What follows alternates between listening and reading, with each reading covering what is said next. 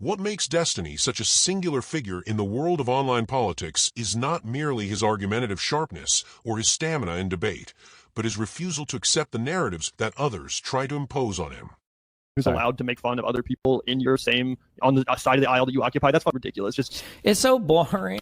Like, why can't anybody have a real conversation? Like, do you really think that Destiny, Stephen Bonnell, the guy who's like unhinged on Twitter 99% of the time, that guy would be stupid enough to make the argument, oh, guys, we shouldn't make fun of each other?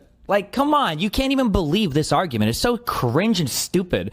It's so lame how obsessed these losers are with fabricating reality for their audiences. You understand that, like, what they're doing is intentional. One is to make a caricature out of me so that I'm completely incapable of either being taken seriously or ever being engaged with. And then two, they refuse to ever actually engage with me because they can't have that illusion shattered.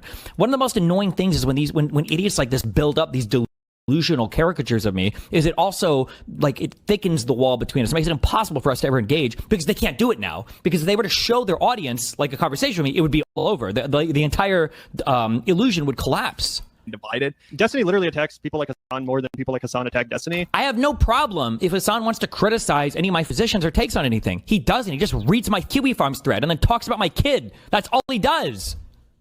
So unless you're the only one who's allowed to make fun of other people in your same, on the side of the aisle that you occupy, that's ridiculous. Just gaslighting everyone, acting like he never criticized other people on the left. Oh, 100%. He was literally just saying on his stream maybe 10 days or less ago that people like Kyle and Crystal had no home in the Democratic Party and that they needed to fucking start their own new party. So that's Breonna Joy Gray, Majority Report, Kyle Kulisnski, Crystal Ball, The Vanguard, TYT. Oh, he just doesn't want any competition in his thing. He doesn't want anybody that could actually reach the people he's trying to corrupt with the truth. That's why Destiny's flaming him. That I'm trying to corrupt.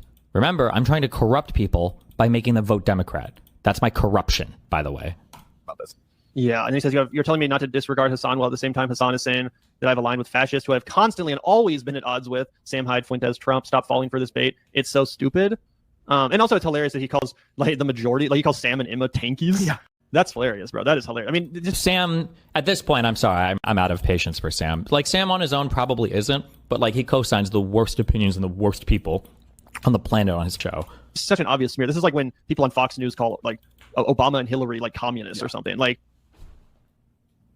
except no, because Obama and Hillary, you guys would even say yourself, are completely different ideologically from you. Like, people like Breonna Joy Gray, you dipshit in the Vanguard, people on the Young Turks, I don't even know where they're at, would unironically identify as socialists. What do you mean? You know, not that Sam and Emma aren't radical, they are, but to call them... And he even realizes in the next second, because he's like, wait a second, did I just compare all of us to Obama and Hillary, who we consider neoliberal shills? Good one.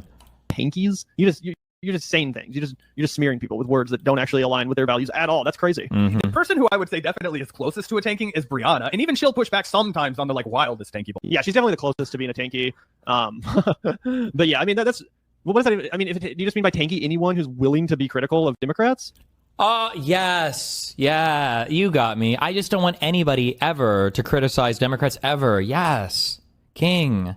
Anyone that's not just going to gaslight their audience about, like, Joe Biden, as you mentioned? Yeah, true. Is that what a tanky is? I guess we're tankies then. I guess that is true. Yeah, Gavin and I have, like, people get super sensitive when you use the word tanky, but to me, a tanky is the kind of people who want to just, like, hand wave away any criticism of any, like, I don't know, the People's Republic of Korea or China or Russia. Putin, yeah. And just be like, oh, I'm going to be a Putin nut writer for my political analysis and talk about how the people of Ukraine actually want to be slaughtered by Putin and they want to be occupied. And it's like, bro, people don't want to be occupied. Like, straight up. That is liberated. Universal. Yeah, exactly. They're being liberated. Come on, bro. I don't think modern tankies even defend Putin. I don't think that's even true, is it? I think they just say that Putin's not a real socialist.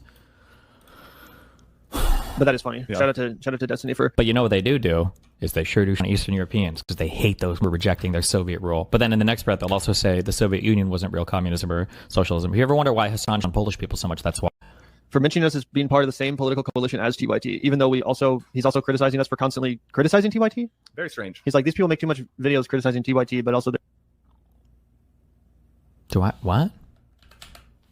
Shout out to Destiny for mentioning us as being part of the same political coalition as TYT, even though he's also criticizing us for constantly criticizing TYT.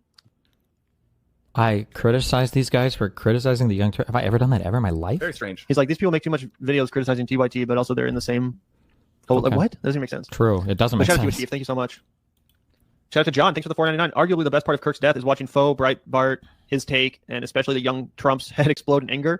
I mean, yeah, it's been kind of funny, but it's also just been boring hearing all these people glaze Charlie Kirk and gaslight us all about what he stood for and what his legacy was. Like, it's just boring. Like this For Take episode, I was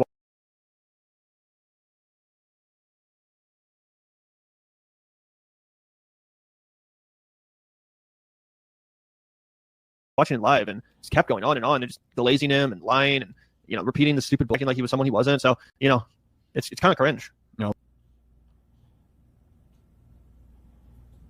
He is, in the most literal sense, a counterfigure. The more others attempt to define him, the more he resists, not by simply contradicting, but by showing the underlying contradictions in the way people construct their caricatures of him. This dynamic becomes especially clear when one looks at the way he has responded to criticisms from groups like the Vanguard Boys, who have claimed that figures such as themselves, Hasan Piker, Sam Seder, and Kyle Kulisnski should leave the Democratic Party because their politics are not truly liberal. The thrust of their argument is that these voices on the left are insufficiently aligned with the mainstream liberal establishment and therefore ought to carve out a new formation, separate from the Democrats. Destiny's response to this argument is illuminating, not only for what it reveals about his strategic vision, but for what it exposes about the fragility of left-wing online discourse itself. To understand Destiny's posture here, one has to recognize his long-standing investment in electoral pragmatism. He has made it clear over many years that the fundamental axis of American politics, whatever one's ideological aspirations, runs through the two-party system. The Democratic Party, flawed as it is, represents the only viable vehicle through which progressive or left-leaning energy can be translated into actual policy. It is not a matter of sentimentality or loyalty to Democratic leaders. It is a matter of acknowledging the structure of American institutions. In Destiny's analysis, leaving the Democrats in order to form some separate, true left party is not only strategically foolish, but self-defeating, a kind of political LARPing that guarantees irrelevance. His irritation at the Vanguard Boys' suggestion comes precisely from this sense that they are mistaking performance for strategy, mistaking purity for power. At the same time, Destiny is acutely aware of the way these critics operate rhetorically. They do not merely disagree with him on strategic grounds. They seek to construct a version of Destiny that can never be engaged with seriously. In their portrayals, he becomes a kind of cartoon villain, manipulative, corrupting, a tool of liberal power. This caricature is not accidental. It is part of their method of ensuring that their audiences never have to grapple with the actual substance of his arguments. By making him into a figure of mockery, they create a wall between their followers and the possibility of real dialogue. Destiny understands this wall very well. He knows that the more they build him up as a character rather than a thinker, the less likely it becomes that any direct engagement could occur. And he knows that this avoidance is intentional, because to engage with him directly would risk the collapse of the illusion. This, in many ways, is the central drama of Destiny's presence in the online political sphere, the constant tension between the substance of his positions and the image of him constructed by adversaries.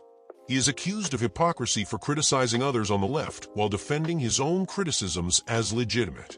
He is told that he is gaslighting, when in fact he is asking for consistency. He points out that figures like Hasan rarely engage with his actual positions, preferring to mock or smear him with personal details. What frustrates him most is not even the disagreement itself, but the bad faith of the whole enterprise, the refusal to enter into genuine debate, replaced instead by endless recycling of caricatures. This is why his responses often carry such sharpness. He knows he is not being disagreed with in good faith, but being turned into a meme, and he refuses to accept that role passively. The irony of the Vanguard Boys' position, that Destiny and others like Hasan, Sam Seder, and Kyle Kulisnski should leave the Democrats, is that it mirrors the very fragmentation that has plagued the American left for decades. The fantasy of a new party, untainted by liberal compromise, is as old as the disillusionment that comes with American elections. Yet again and again, the reality proves the same. Splintering the left only strengthens the right. Destiny understands this history. His insistence on voting Democrat, even if only pragmatically, stems from this recognition. For him, the corruption he is accused of is nothing more than advocating for the lesser evil in a system that punishes idealism when it is detached from power. He wears the accusation almost as a badge of honor, If corruption means trying to keep fascists out of office by securing democratic victories, then so be it. The absurdity of calling that corruption is part of why he mocks these attacks so relentlessly. It is also worth noting that Destiny is not blind to the flaws of the Democratic Party, nor does he shy away from criticizing figures within it. His arguments have consistently highlighted the failures of democratic messaging, the weaknesses of their outreach, and the timidity of their policy agendas. But for him, criticism does not translate into abandonment. Criticism is part of engagement, a way of pushing from within. To suggest that anyone critical of Democrats should therefore leave the party is, in his view, not only intellectually lazy, but politically suicidal. By that logic, anyone who ever voices dissatisfaction becomes an exile, leaving the party weaker and the opposition stronger. Destiny's refusal to play along with this logic is not stubbornness for its own sake, but clarity about how power actually works. In all of this, what stands out is Destiny's deep frustration with the way discourse is shaped online. He sees how easily audiences can be manipulated, how quickly narratives calcify, how little incentive there is for honesty when caricature yields more clicks and more loyalty. The Vanguard boys, in his estimation, are less interested in building real coalitions or strategizing about electoral power than in cultivating an audience that thrives on outrage and self-righteousness. This, too, is part of the broader problem of online politics, the conflation of content with activism, the idea that tearing down figures like Destiny constitutes meaningful political work. For Destiny, this is not only boring but dangerous because it feeds a cycle of self-indulgence while leaving the actual political landscape unchanged. The question of labels also enters here. Words like tanky, liberal, socialist are thrown around with little care for their actual meanings, often deployed more as insults than as descriptions. Destiny sees this linguistic sloppiness as another form of bad faith, a way to smear without clarifying. To call critics of Democrats tankies is one kind of caricature, just as to call pragmatic Democrats corrupt is another. The effect is the same, shutting down genuine debate by replacing it with name-calling. Destiny resists these labels not because he fears them, but because he recognizes how they function to flatten complexity.